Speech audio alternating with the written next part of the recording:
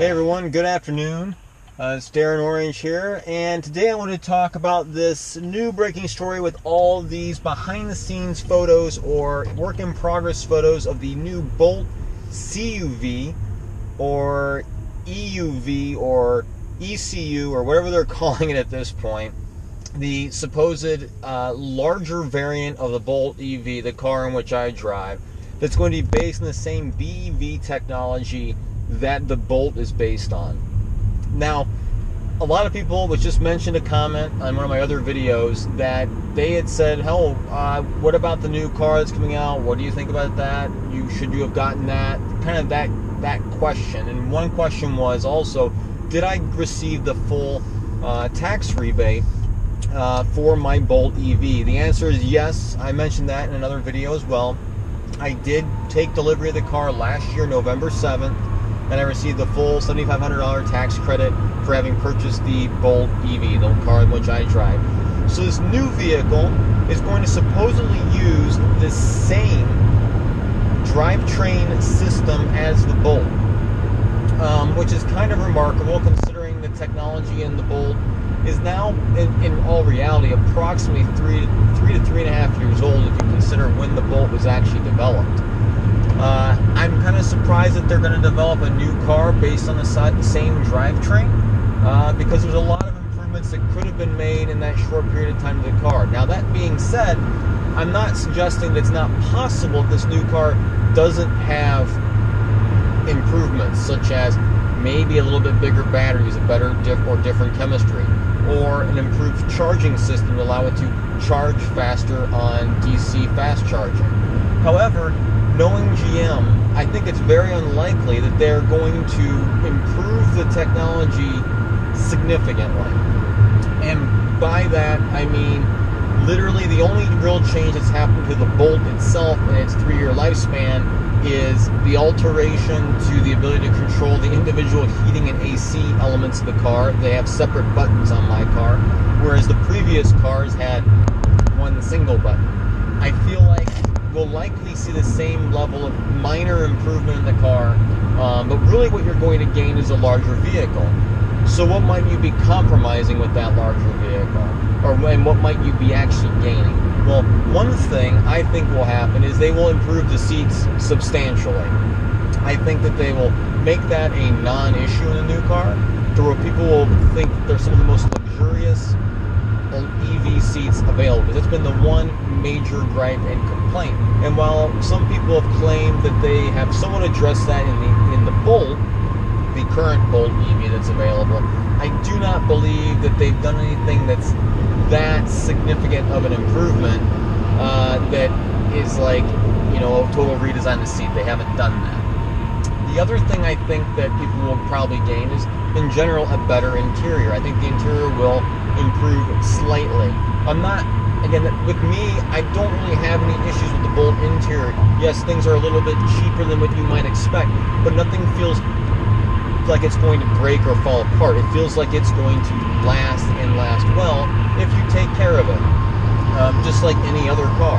A lot of the materials in this car I don't really touch. I mean, I touch the steering wheel, I touch the shifter, my elbow goes here, my elbow goes here. That's fine. I don't have any complaints about any of that. However, this new car, what I think you're going to compromise heavily on is range.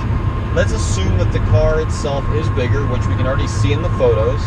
And on top of that, let's assume that the battery size hasn't changed at all. That means you're probably going to get stuck with a car, in my opinion, it's going to have about 200 miles of range.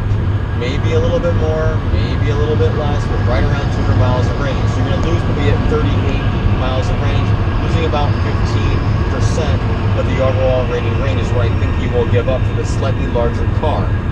Again, that's just my opinion. However, one thing that Chevy does completely accomplish with this is they're going to beat, again, Tesla to market with a true crossover SUV or a small SUV that is going to beat the Model Y, which I always have felt like Chevy has always been trying to be one step ahead, no matter what the cost of Tesla. Because effectively, if they're able to release a lower cost or similar cost what I think they may do, you may have a vehicle that is a better value, is a bigger car, gets only slightly less range, insignificantly less range, but can be bought anywhere in the country and have a traditional experience like you do at any other car dealership. And I feel like they may get a lot of support from the more traditional car buyer, whereas right now it's harder still to do with Tesla because they really want to try to push you to buy online. So I do think this new vehicle is really exciting. It's really neat. I don't think it's going to change the world yet. That's not my opinion. But I do think it's intentionally being done and pushed quickly by Chevy to beat Tesla to market with a car that fills that niche, that void, with like the Model Y does, the same exact model type car. I don't think that Chevy was stupid when they made the decision to build a small crossover, or what the EPA calls a small station wagon, or a hatchback. Where Chevy built this car because it was more likely to be more widely adopted because it's the way the market is postured right now. People like crossovers, people like SUVs. I myself am not really as much a fan of a crossover and SUV. I am okay, and I like the overall style of this car, especially the seated position, but that's because I'm commuting. If I was going to drive longer distances, I probably do prefer more of a sedan. But again, I'm not complaining about it. I'm fine with it. I'm happy with it. It's comfortable. So I think this vehicle may be an even further step up, more comfort, a little more luxury, but you're going to sacrifice some range if they maintain the same exact drivetrain. Will they make the battery charge quicker? I don't know. I don't see that happening. I don't feel like they're going to improve it because still, and Chevy's not dumb, and in some ways they're almost very Apple-like this. If you guys remember back in the day when Apple took forever to actually start offering 4G in their phones, they like skipped a while. It took them a while to support 4G. I feel like Chevy's going to stick with tried and true because still to this day, most DC fast charging out there still cannot support the maximum charge speed of the Bolt. And I think they get that. I think that they're okay with that because until it gets there, it's unnecessary. I would really hope that they could improve both the software in the Bolt and in the new Bolt EV vehicle that they're developing, but I just don't see them doing that because there's no real incentive to do that.